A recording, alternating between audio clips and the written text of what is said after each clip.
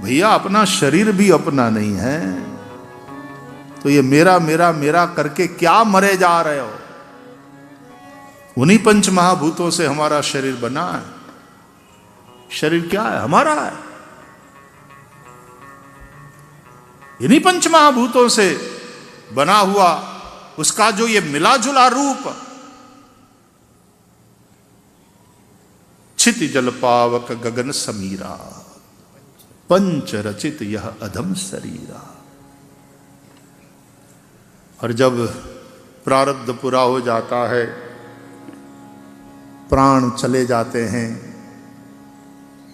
तो इसी शरीर को अग्नि के सुपुर्द किया जाता है। पांचों महाभूत में मिल जाते हैं। राख होकर पृथ्वी, पृथ्वी में चिता में जलता हुआ शरीर, उसका जल तत्व जल तत्व में, वायु तत्व वायु तत्व में, आकाश आकाश तत्व में।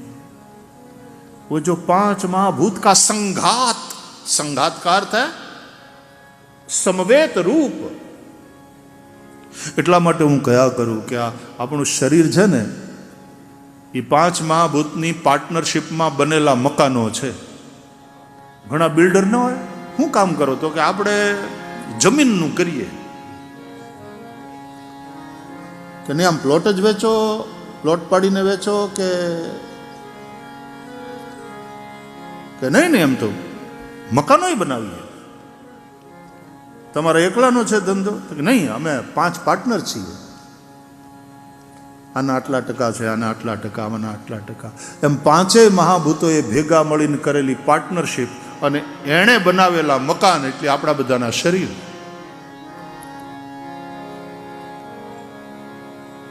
અને એમાં આપણે આવવાનું થયું આપણું પ્રારબ્ધ ભોગવવા માટે અહીંયા, એટલે ભાડે રાખ્યો। અહીં ઓનરશિપ કોઈની છે જ નહીં, રેન્ટ ઉપર જ છીએ બધા। હાજી, પછી ટેન્ટ હોય કે ટેનામેન્ટ હોય કે મોટા બંગલા હોય, એ જીવ શાને ફરે છે ગુમાનમાં, એ તારે રહેવું ભાડાના મકાનમાં। હે જીવ શાને ફરે છે ગુમાનમાં, તારે રહેવું ભાડાના મકાનમાં। હે જીવ શાને ફરે છે ગુમાનમાં, તાર રહેવું ભાડાના મકાનમાં।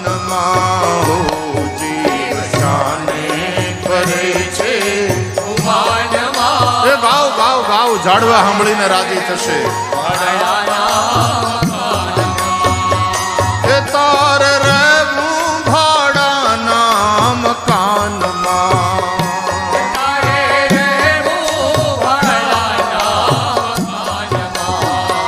એ તાર રહેવું ભાડાના મકાનમાં।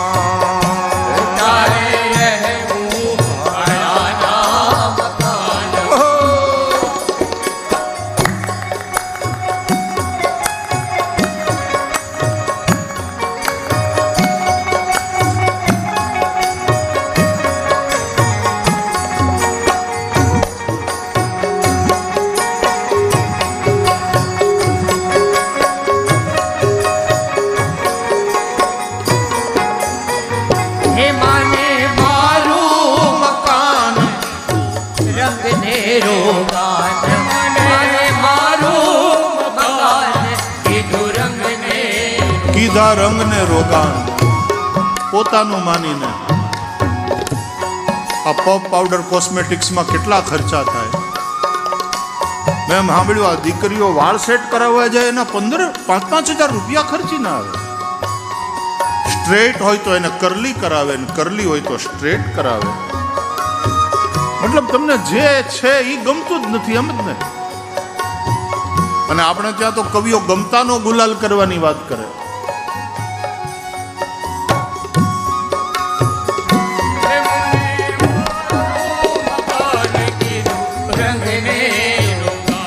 પ્લાસ્ટિક સર્જરી થાય, આ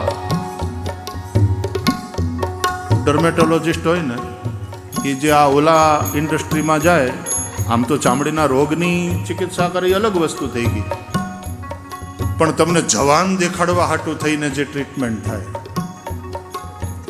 શું કહે બેનો? બુટોક્સ. હે? હા, કોસ્મેટોલોજી. અને પછી બુટોક્સ નાન તેન કરચલી ન દેખાવી જોઈએ, જવાન લાગવા જોઈએ. લાખો રૂપિયા ખર્ચાય. માને મારું મકાન કીધા રંગ ને રોગા, માને મારું મકાન કીધું રંગ ને રોગા. એ જાણે કાયમ લીધું છે વેચાણમાં, તાર રહેવું ભાડાના મકાનમાં. મકાનમાં જીવ શાને ફરે છે ગુમાનમાં, તારે રહેવું ભાડાના મકાનમાં. જુઓ એનો રૂવાબ,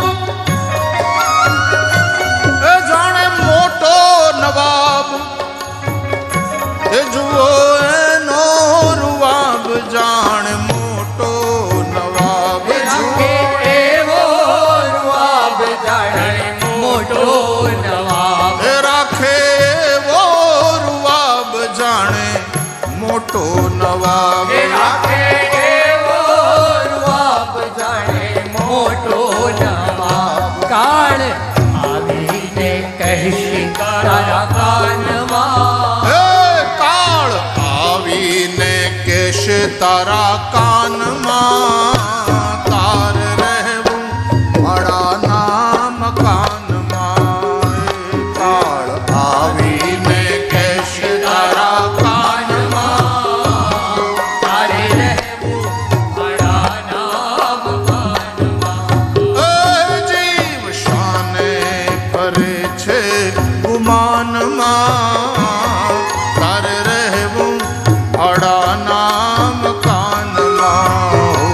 જીવ શાને ફરે છે, મકાનમાં તારે રહેવું ભાડાના મકાનમાં. એ તાર રહેવું ભાડાના મકાનમાં. તારે રહેવું ભાડાના એ તાર રહેવું ભાડાના મકાનમાં. તારે રહેવું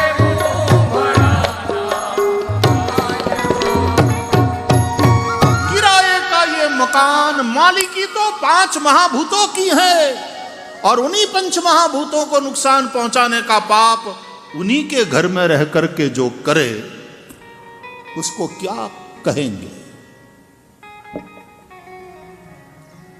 जिस मकान में हम रह रहे हैं उस मकान को संभालना चाहिए.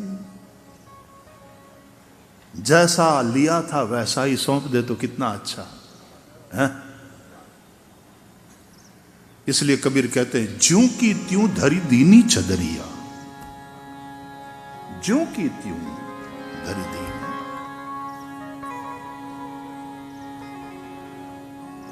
ध्रुव प्रहलाद सुदामा ने ओढ़ी. कबीर इसको चद्दर कहते हैं.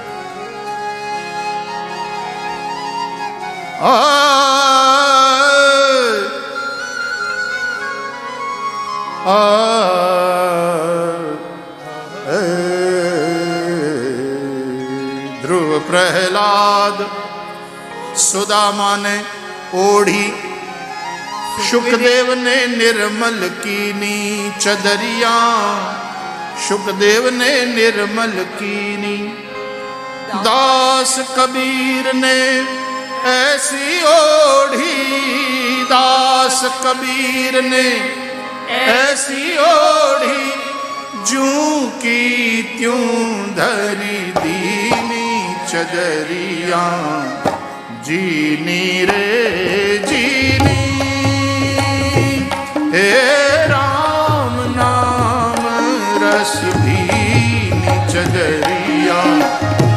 जीनी रे जीनी, राम नाम रस भीनी चदरिया, जीनी रे जी, जीनी रे जी, जीनी रे जीनी।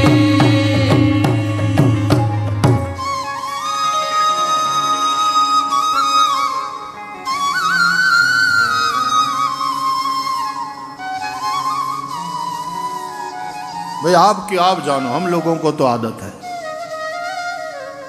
हर 7 दिन में हमारा तो उतारा बदलता ही है। अमने સૌથી મજાની વાત એ કોઈ મારું બેટું આપણું માલિકીનું જેવું લાગે જ નહીં। જ્યાં જઈએ ત્યાં મહેમાન, માલિકની વાત જ નહીં। એમાં પૃથ્વી ઉપર તમે આવ્યા છો ને, એ મહેમાન છો અથવા મુસાફર છો, માલિક તો એ છે, પ્રકૃતિનો સ્વામી એ છે। એટલે એની ધણિયાણી પ્રકૃતિને જે નુકસાન પહોંચાડે એ છોડે ઓલો એને, કુદૃષ્ટિ કરે। એ પ્રભુની જે શક્તિ છે પ્રકૃતિ, એના ઉપર જે કુદૃષ્ટિ કરે નહીં છોડે એને તો એ રાવણ જ સમજે, એનો દંડ ભોગવવો પડે। અમે જ્યાં જઈએ ત્યારે લગભગ ઉતારો હોય ને તો ઘણે ઠેકાણે તમે કોઈને કહેતા નહીં, અને આ કંઈ ફરિયાદ નથી, ખાલી અનુભવની વાત કરું। ઘણે ઉતારે તો જઈને અમે હાવરણી કાઢીએ, પેલા કચરો વાળીએ। આયોજકો એમ કે એ બધું થઈ જાય, અને લગભગ ઘણે ઠેકાણે હોય પણ ખરું, એમાં કોઈ સવાલ નહીં, પણ અહીંયા તો બહુ સારું તમે હણગારીને રાખ્યું, પણ નહીં તો ઘણે ઠેકાણે પોતા કર્યા અને પછી અમે રહ્યાના દાખલા છે। હંજવારી કાઢી, જાળા પાડ્યા, પોતા કર્યા, મકાન કાંઈ ખરખું રહેવા જેવું કરી, અને પછી છેલ્લે અમે જઈએ ત્યારે પણ પાછું એનું હોય એના કરતાં અરે વ્યવસ્થિત છોડી, વધારે વ્યવસ્થિત છોડીને પછી જઈએ। અને એમ ન થવું જોઈએ કે આને ક્યાં ઉતારો આપ્યો, બધું બગાડીને ગયા, એને બદલે ઓર વ્યવસ્થિત। અને એટલા માટે તે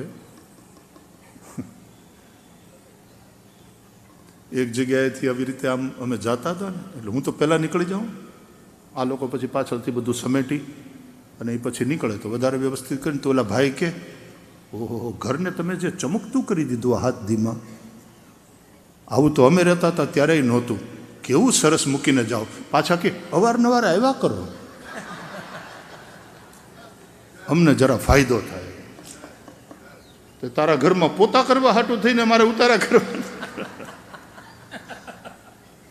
ये तो विनोद की बात है, लेकिन ये भी भाड़े का ही मकान है, हम मालिक नहीं है, इसका दुरुपयोग न हो। कबीर कहते हैं ज्यों की त्यों धरी दीनी चदरिया, इस पृथ्वी पर भी हम मुसाफिर, मालिक नहीं है, जीव मुसाफिर है। आदमी मुसाफिर है, आता है जाता है, आते जाते रस्ते में यादें छोड़ जाता है। आदमी मुसाफिर है,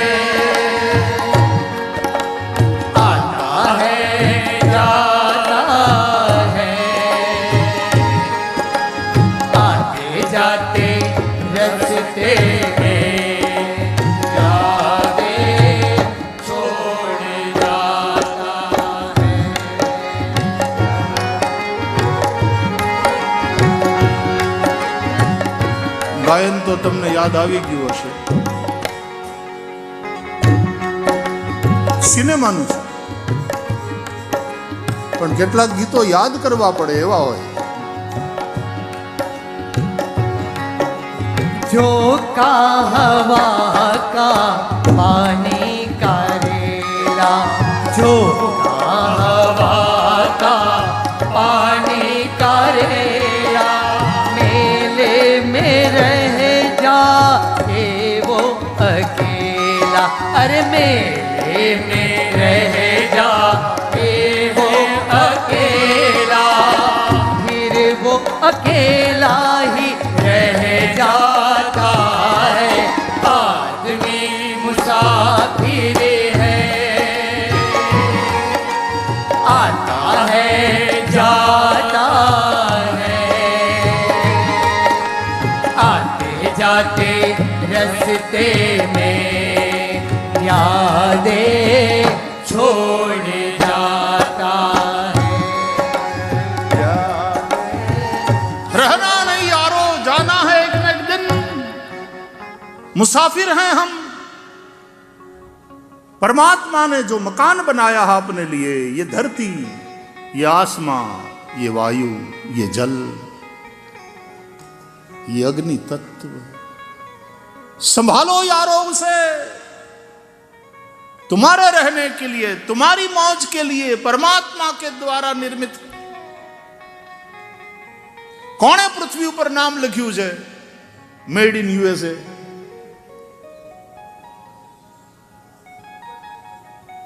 અને જેની છે એને કઈ નામ લખ્યું નથી, તમે માનો ન માનો પણ છે તો એની જ। मुसाफिर हो, आए हो, अपने प्रारब्ध को लेकर आए हो। जब तक प्रारब्ध का भोग है रहो इस किराए के मकान में, लेकिन इसको नुकसान न पहुंचाओ, इस मकान को भी नहीं। और ये मकान जिसका है वो माता प्रकृति, हम प्रकृति के ही पुत्र है, संतान है, नुकसान न पहुंचाओ। सबसे बड़ी भक्ति यही है परांबा भगवती की। एमां ज्यारथी आ प्लास्टिक नो उपयोग वध्यो छे, एमां ओली थेली चालती कार मांथी, बस मांथी, ट्रेन मांथी माणस बहार फेंके, दुख बहु थाय, गुस्सो आवे कि केम समझता नहीं। हमणां अमारे 3 दिवसनी अमे शिबिर करी कच्छना रणमां, एटलुं सरस। बधा शिबिरार्थीओ आव्या, अमे हवारना पोरमांथी योगासन ने योग सत्र, मेडिटेशन ने म्यूजिक थी, मेडिटेशन ने अलग अलग अलग बधा सत्रों में जेने ज्यां मौज पड़े त्यां जाए।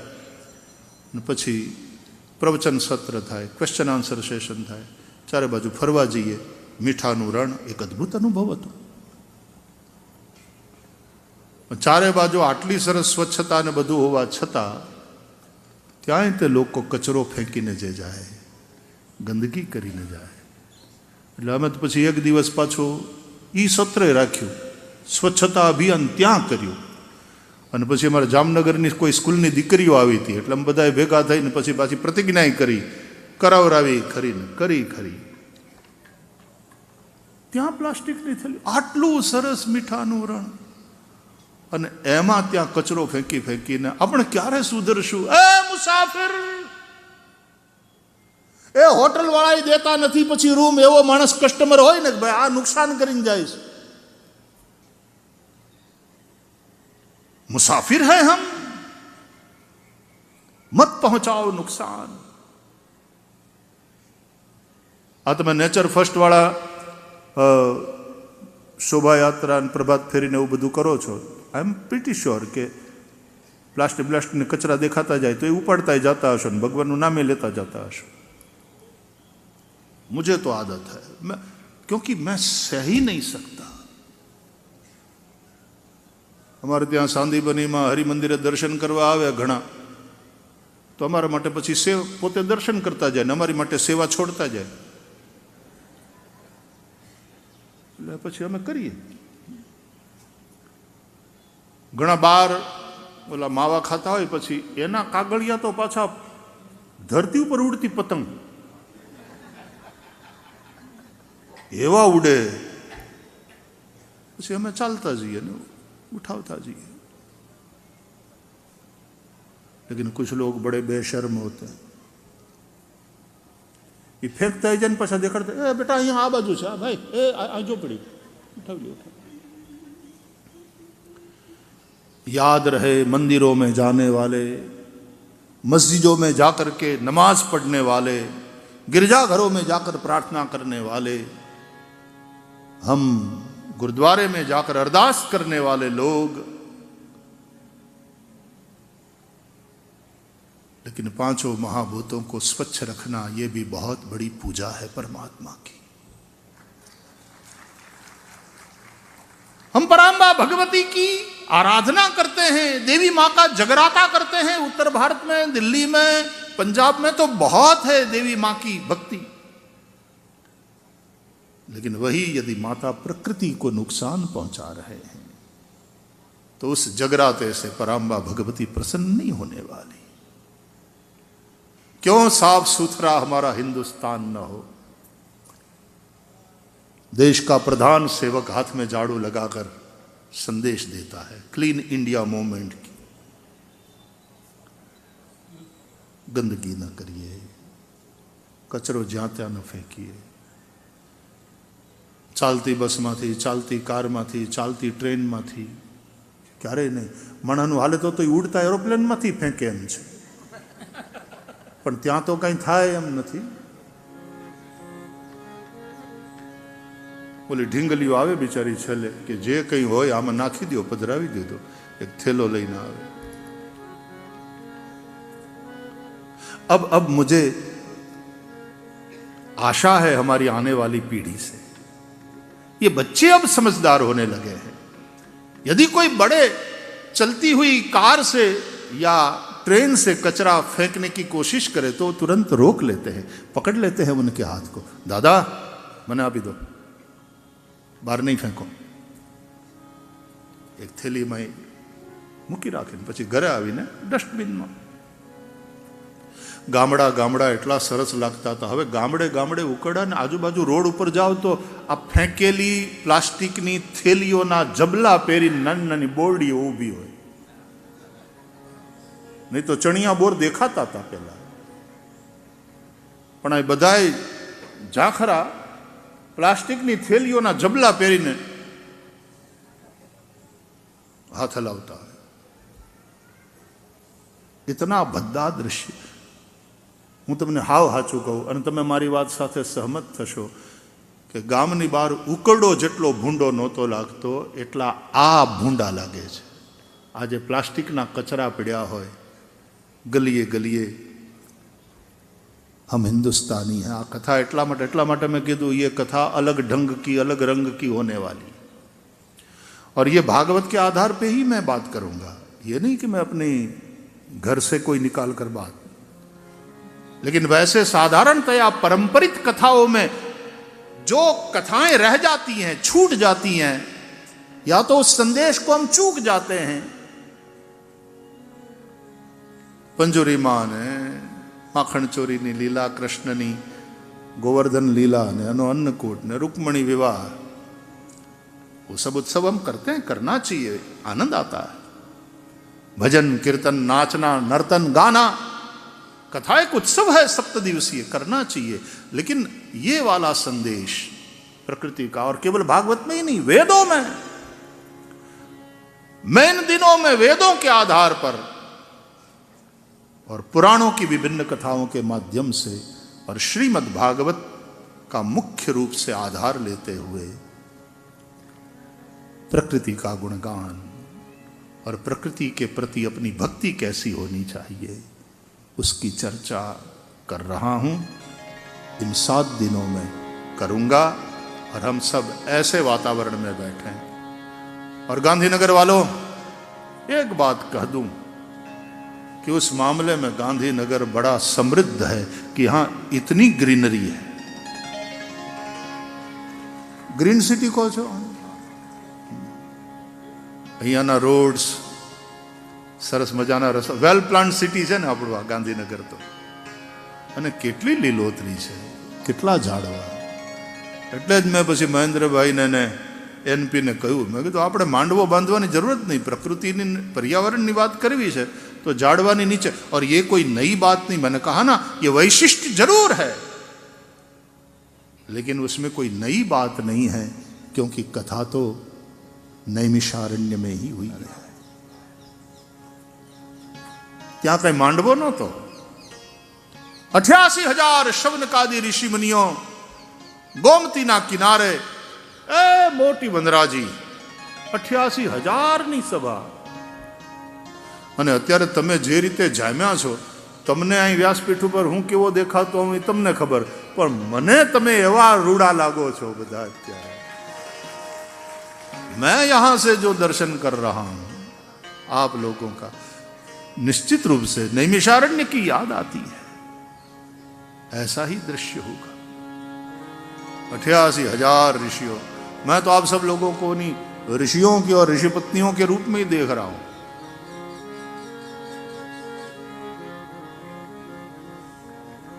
नैमिषारण्य में पेड़ों के रूप में परमात्मा प्रत्यक्ष है।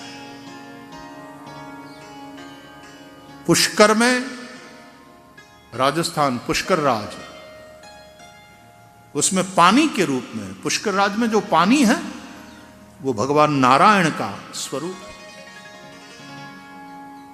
नीर और नारायण,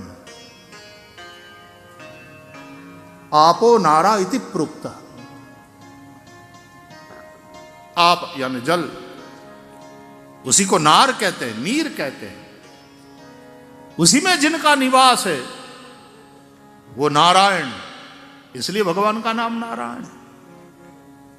शांताकारं भुजगशयनं पद्मनाभं सुरेशं विश्वाधारं गगनसदृशं मेघवर्णं शुभांगम् लक्ष्मीकान्तं कमलनयनं योगिभिर्ध्यानगम्यं वन्दे विष्णुं भवभयहरं सर्वलोकैकनाथम्।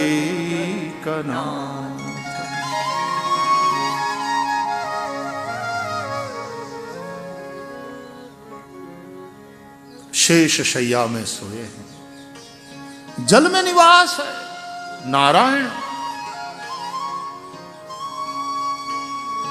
तो उत्तर भारत में 4 जगह भगवान प्रत्यक्ष है, ऐसा शास्त्र कहते हैं। पुष्कर में, सरोवर में जल के रूप में, पानी के रूप में। नैमिषारण्य में पेड़ों के रूप में। बद्रिकाश्रम में पहाड़ों के रूप में। तुम बद्री जाओ,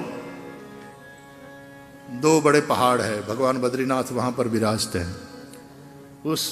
उन दोनों पहाड़ों को, एक को कहा जाता है नर, एक को कहा जाता है नारायण।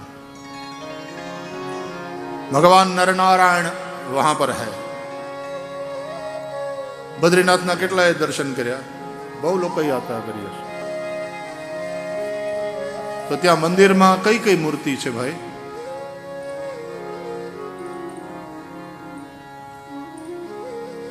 भगवान बद्री विशाल तप कर रहा है, तपस्वी। यूं गोद में दोनों हाथ है। नरनारायण है, कुबेर जी है, नारद जी है, ये सब मंदिर में। लक्ष्मी जी बाहर, मंदिर के बाहर दूसरा मंदिर। पवन मंद सुगंध शीतल हेम मंदिर शोभितम निकट गंगा बहत निर्मल श्री बद्रीनाथ विश्वम्भर बद्रीनाथ शेष सुमिरत करत निशदिन भरत ध्यान महेश्वर विश्वम्भरं ब्रह्मा करत स्तुति श्रीबद्रीनाथ विश्वम्भरम्।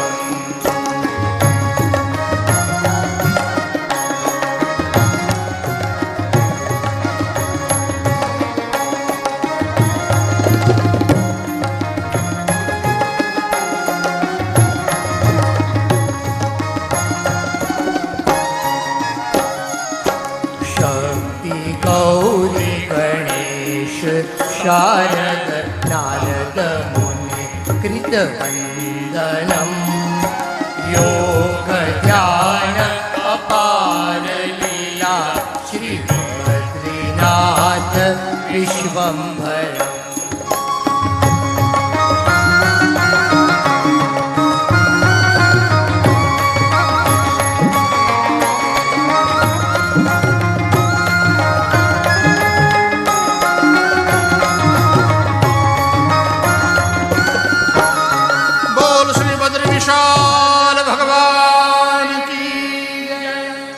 वहां वो जो दो पहाड़ है उस रूप में भगवान नर नारायण प्रत्यक्ष है।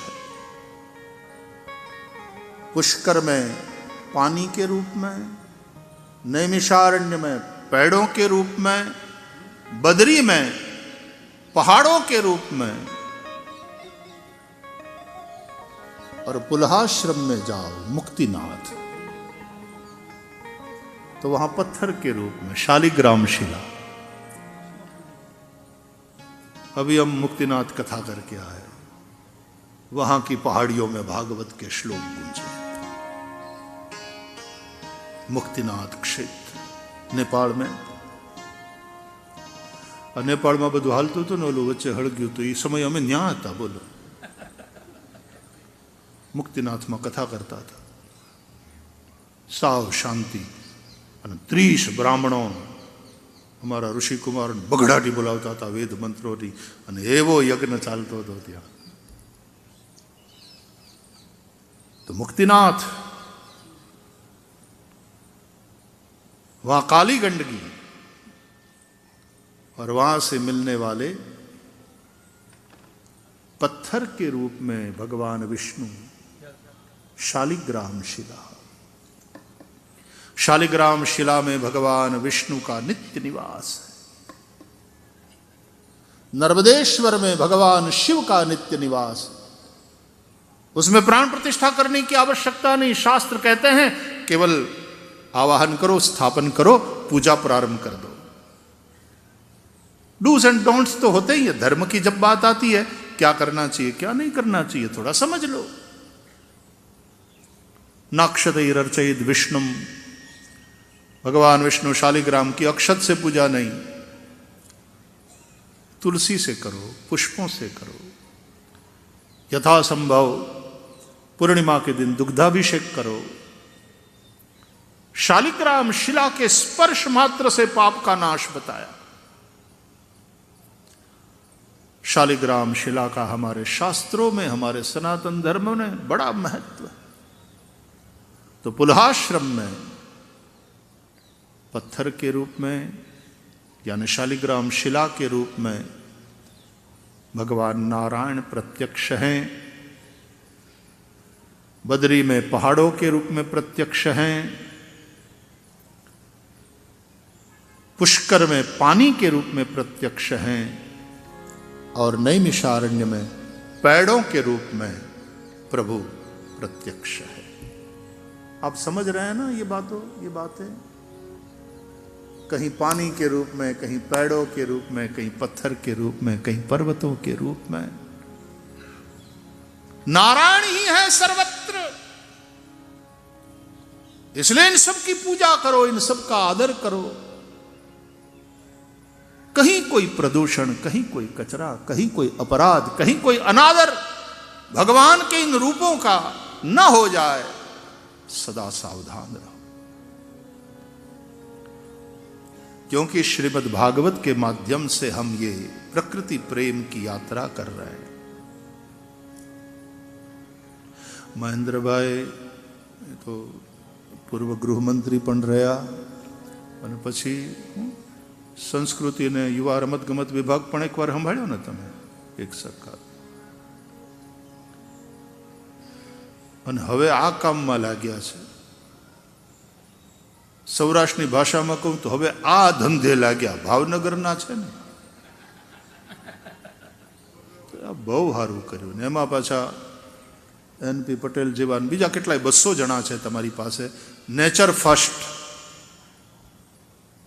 ના નામે એક ટ્રસ્ટ, અને પછી જે પ્રવૃત્તિ થઈ રહી છે એ અંતર્ગત આપણે બધા આ 7 દિવસની પ્રકૃતિ પ્રેમ કથા, એટલે એમાં અહીંયા ક્યાંય ભગવાનનો ફોટો, ભગવાનનું ચિત્ર કે એવું બેકડ્રોપમાં નથી રાખ્યું. અહીંયા ક્યાંય દેવ સ્થાપન છે જ નહીં, કારણ કે આ બધું સ્થાપન જ છે. આ રૂપમાં પરમાત્મા જ પ્રતિષ્ઠિત છે. पेड़ों के रूप में, पृथ्वी भी उसी का रूप है. हम कथा सुनते सुनते फेफड़ों में जो वायु, हवा, वैसे तो शहरों की हवा बहुत प्रदूषित हो चुकी है. दिल्ली जैसे शहर तो गैस चैम्बर बन बैठे हैं, खास करके ठंडी के दिनों में. जानकार लोग कहते हैं कि वहां ऐसे शहरों में रहने वाले लोगों की एवरेज 8-10 साल की आयु कम हो जाती है. ये प्रदूषण जीवन देता नहीं, छीन लेता है. और प्रदूषण के लिए प्रकृति जिम्मेदार नहीं है, हम लोग जिम्मेदार है. વચ્ચે આ કોરોના આવ્યો તો ઘણા લોકો જેમ નહીં, ઘણા લોકો ઇમરજન્સીના અમુક બાબતમાં વખાણ કરે. આમ તો કોઈ હિસાબે વખાણ કરવા લાયક છે જ નહીં, પણ અમુક લોકો વખાણ કરે. ત્યારે બધું આમ બહુ શિસ્તમાં ચાલતું હતું, બધું ટાઈમ ટુ ટાઈમ હતું, અને બધું આમ થઈ ગયું તો બહુ વ્યવસ્થિત. એમ કોરોના આવ્યો ત્યારે આમ તો કેટલા સ્વજનોને આપણે ગુમાવ્યા, ઘણું નુકસાન થયું. પણ એક વસ્તુ એમાં સારી થઈ કે ઘરમાં જે પુરાઈ રહ્યા ને આપણે, એટલે વાહનના ને એટલા બધા ધુમાડા ઓછા થઈ ગયા, હવા શુદ્ધ થઈ ગઈ. બોલો, જે કોઈ દી હંજવારી નહોતા કાઢતા, કોઈના હાથમાં કોઈ દી હાવરણી નહોતી, એના હાથમાં ઘરવાળીએ હાવરણી પકડાવી દીધેલી.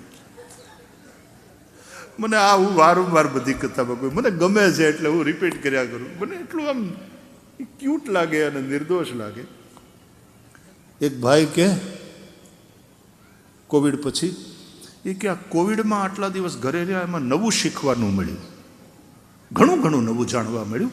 એમાં કે ઘરે રહ્યા એમાં નવું શીખવાનું મળ્યું કે કચરો વાળીએ ત્યારે આગળ જવાનું હોય અને પોતા કરીએ તો પાછળ આવવાનું હોય. વાહ ભાઈ, બહુ બહુ તને નવું શીખવા મળ્યું બાપા. આપણી ઘરની માતાઓ, બહેનો, દીકરીઓ બધી રોજ કરે છે, પણ ઓલન પહેલી વાર બોલો નવું શીખવા મળ્યું હોય કે સાવરણી હાથમાં હોય ને કચરો કાઢીએ તો આપણે આગળ વધવાનું હોય, અને પોતું કરીએ તો પાછળ પાછળ પાછળ આવવાનું હોય. વાહ વિદ્યાર્થી, બહુ બઢિયા. ચંડીગઢથી એ દિવસોમાં હિમાલય સ્પષ્ટ દેખાતો હતો. આટલું ક્લિયર થઈ ગયેલું વાતાવરણ, પ્રદૂષણ ઓછું થઈ ગયું.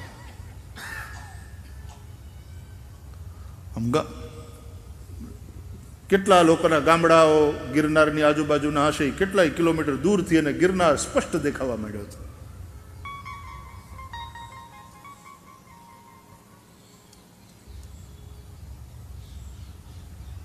એક મેં વિદેશમાં હું હતો ત્યારે એક કોઈ મેગેઝિનનો આર્ટિકલ હું વાંચતો હતો, અને એમાં એવું લખ્યું હતું કે જો આને આ સ્થિતિ રહી તો 50 વર્ષ પછી પૃથ્વી જીવવાલાયક નહીં રહે.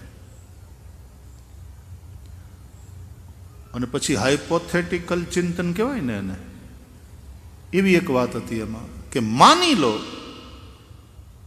કે આજની તારીખે આ પૃથ્વી ઉપરથી માણસ નામની જાત હાવ ગાયબ થઈ જાય. માન લો बाकी सब प्राणी जीव जंतु सब भले ही रहे, लेकिन मनुष्य नाम का प्राणी इस पृथ्वी से समाप्त हो जाए तो केवल 50 साल में पृथ्वी जैसी पहले थी वैसी सुंदर बन जाएगी। उस आर्टिकल में यह लिखा था। तो पर्यावरण को हानि पहुंचाने वाला, तो अपने आप को बुद्धिमान समझने वाला मनुष्य नाम का प्राणी ही है। उसी के चलते प्रदूषण होता है। कभी कभी तो विकास के नाम पर हम विनाश की ओर जा रहे हैं। निश्चित रूप से विकास होना चाहिए और विकास हमें चाहिए भी, लेकिन विवेकपूर्ण विकास हो। इसलिए वो विवेक कथाएं देंगी, वो विवेक वेद देंगे, वो विवेक हमारे शास्त्र देंगे, वो विवेक हमारे पुराण देंगे। तो श्रीमद् भागवत के आधार से हम यात्रा कर रहे हैं। भागवत की महिमा महात्म्य आप लोगों ने बहुत बार सुना है, लेकिन यहां श्रीमद् भागवत में 10वें स्कंद में 22वें अध्याय में भगवान श्री कृष्ण चीरहरण की जो कथा आप सुनते हैं ना भागवत में, तो उस कथा के बाद, उस लीला के बाद अपने सखाओं के साथ गायों को आगे करके चले वृंदावन में चराने।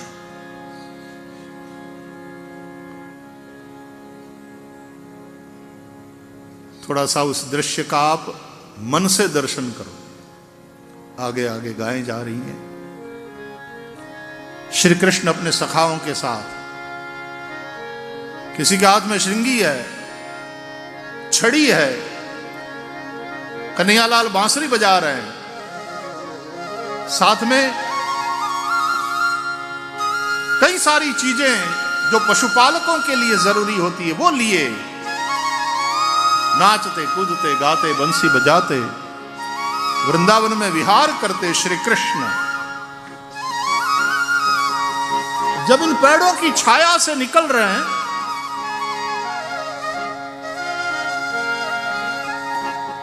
अथ गोपैः परिवृतो भगवान देवकी सुतः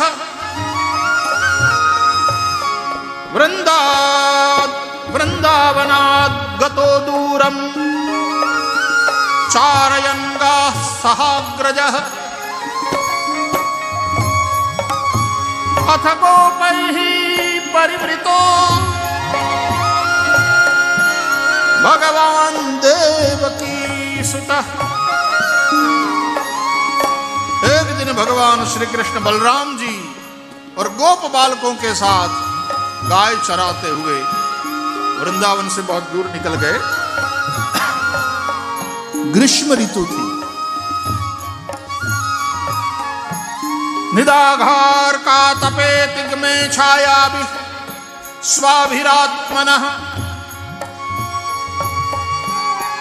ग्रीष्म के सूर्य की किरण प्रखर थी, बहुत धूप थी, लेकिन ये घने घने वृक्ष, ये पेड़ श्री कृष्ण भगवान के ऊपर जैसे छत्ते का काम कर रहे थे।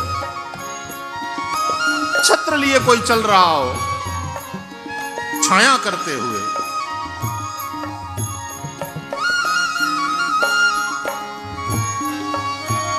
इन वृक्षों को छाया करते देख भगवान श्री कृष्ण इस दिव्य वातावरण, रमणीय प्रकृति का दर्शन करते हुए, देखते हुए प्रसन्न होकर बलराम जी और अपने सखाओं से बोले, हे स्तोक कृष्ण, हे अंशो श्री दामन सुबलार्जुन, विशाल ऋषभ तेजस्विन देव प्रस्थ वरूथप। इस श्लोक में भगवान के विभिन्न सखाओं के नाम हैं, जिसको संबोधन करके श्री कृष्ण कुछ कह रहे हैं।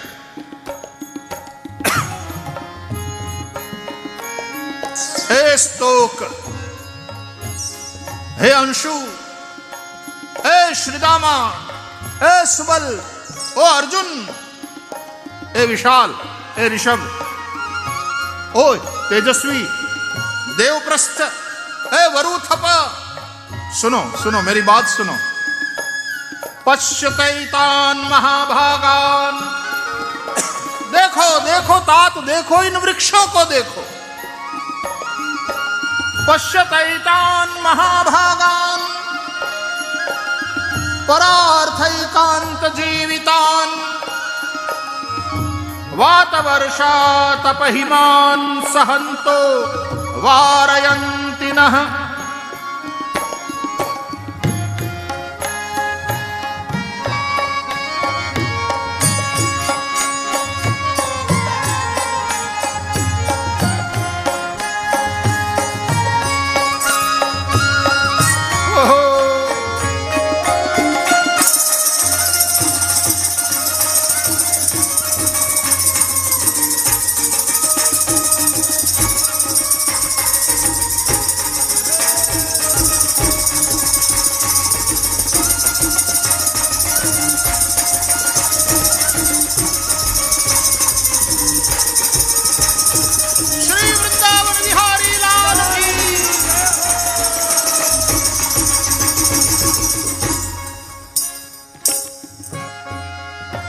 वृंदारण्य है। कह रहे हैं श्री कृष्ण अपने सखाओं से, देखो ये वृक्ष कितने भाग्यवान हैं, इनका सारा जीवन केवल दूसरों की भलाई के लिए। ये सब तपस्वी है। वे सब तो हवा के झोंकों को, वर्षा को, कभी सूरज की कड़ी धूप को, कभी पाला पड़ता है ठंडी के दिनों में, वो सब कुछ सह करके लेकिन हमारी रक्षा करते हैं, हम लोगों की रक्षा करते हैं। ये तपस्वी है। सरोवर तरुवर संत जन चौथा बरसे में, परमारथ के कारण चारों धरिया दे।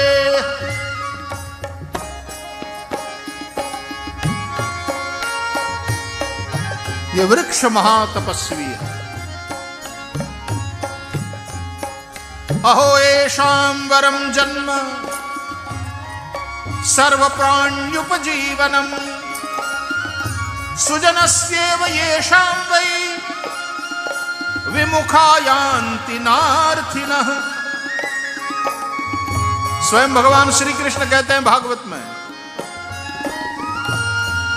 मैं कहता हूं इन्हीं का जीवन सबसे श्रेष्ठ है, क्योंकि इनके द्वारा सब प्राणियों को सहारा मिलता है, सबके जीवन का निर्वाह होता है। जैसे सज्जन पुरुष के घर गया हुआ कोई भी याचक मांगने वाला खाली हाथ नहीं लौटता, उसी प्रकार ये पेड़ भी किसी को खाली हाथ नहीं भगाते। पर्ण मिलते हैं, फल मिलते हैं, पंछियों को आसरा मिलता है, बीमार को दवाई।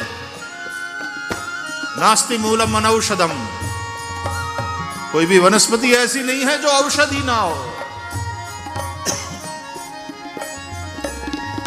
अफ्रीका ना जंगल में फरता था, तो एक हाथी અમુક ઝાડના પાન તોડી તોડીને ખાતો હતો, એટલે જંગલનો જે અધિકારી સાથે હતો એણે એમ કહ્યું કે હાથી બીમાર છે. તો અમે એને પૂછ્યું તને કેમ ખબર ભાઈ, તું કાંઈ થર્મોમીટર લઈને માપવા નથી ગયો તાવ, અથવા તો એને કાંઈ તકલીફ તને કેમ ખબર? તો એ કે જે પ્રકારના એ ઝાડવાના પાન ખાય છે ને એને માટે દવા છે. આથી બધું જ ખાવાનું આ બીમારીમાં છોડી દેશે અને આ વૃક્ષના પાન ખાય, કારણ કે એને માટે દવાનું કામ કરે.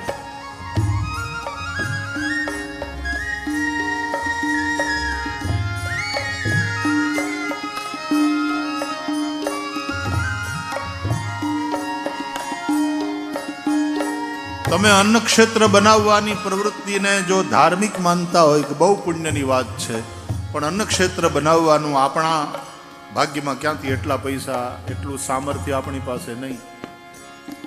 10 ઝાડવા વાવી દો ને, એ અન્ન ક્ષેત્ર તમે બનાવ્યું. કેટલાયને ફળ મળશે, કેટલાય પક્ષીઓને આહાર મળશે. તમને એમ થાય કે આપણે ધર્મશાળા બનાવીએ,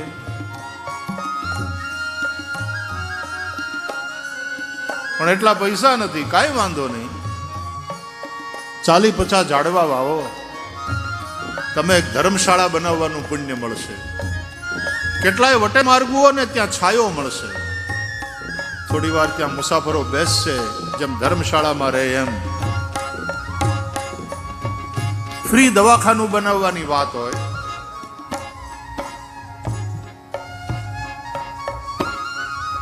ન બનાવી શકો તો ઝાડવા વાવો.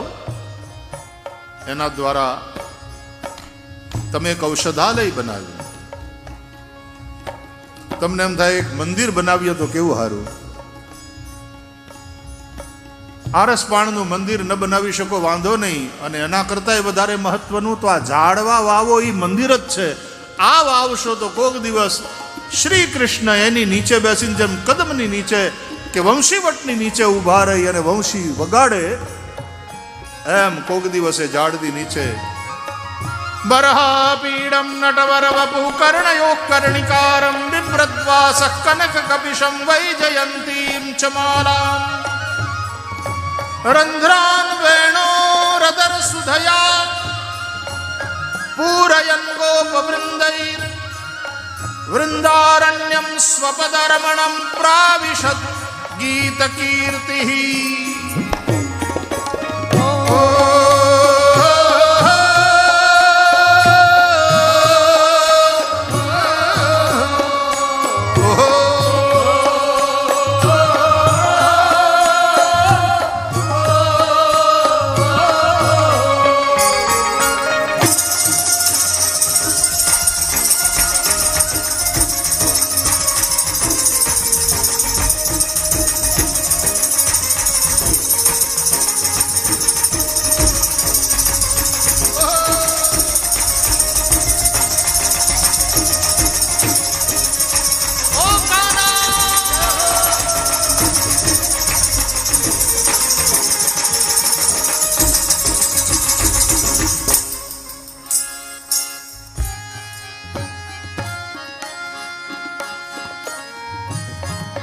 पत्र पुष्प फलच्छाया मूलवल्कलदारुभिः गंध निर्यास भस्मास्थि तोक्मैः कामान् वितन्वते.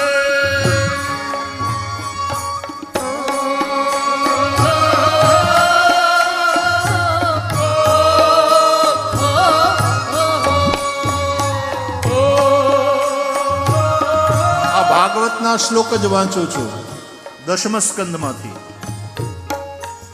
ભાગવતનો ગુટકો લઈને બેઠા હોય તો 22મો અધ્યાય કાઢો 10મ સ્કંદનો. એમાં જેની ચર્ચા ચાલે છે 29, 30, 31, 32, 33, 34 આ બધા શ્લોકોનું ગાયન કરી રહ્યો છું અત્યારે.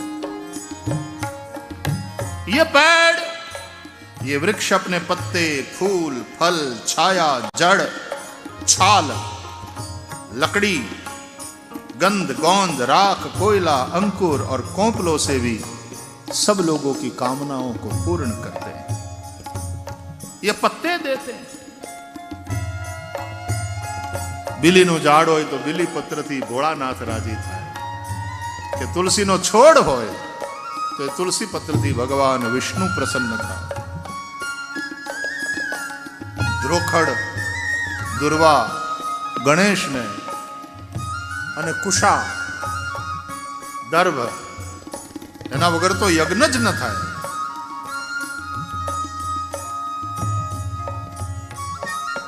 ये पत्ते देते हैं,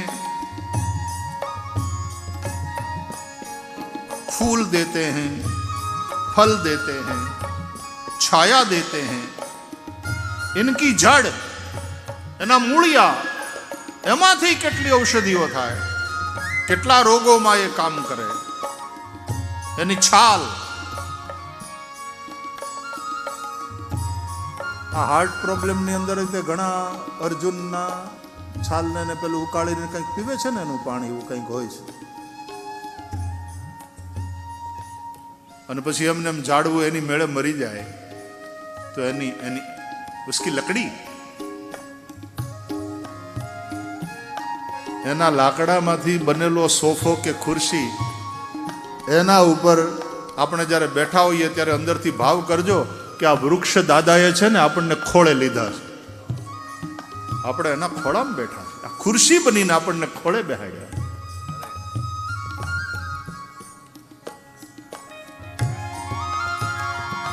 उसी में से गंध,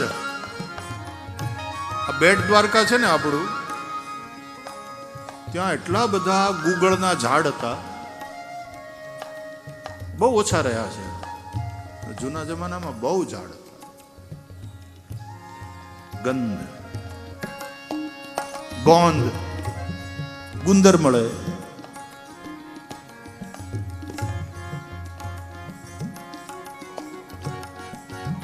ક્યાંક રાખની જરૂર પડે તો એ પોતાના આંગળા બાળીને રાખ આપણને આપે.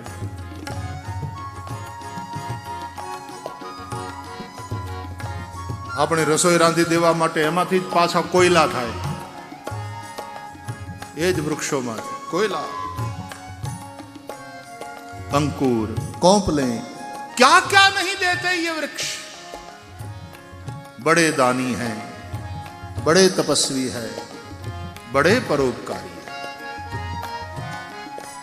પૂજ્ય પાંડુરંગ દાદાએ તો એટલા માટે છોડમાં રણછોડ આ ભાવનાથી વૃક્ષ મંદિર બનાવવાની વાત કરી. વૃક્ષ મંદિર એતાવત જન્મ સાફલ્યમ દેહિનામિહ દેહિષુ પ્રાણૈરર્થૈર્ધિયા વાચા श्रेय एवाचरेत सदा.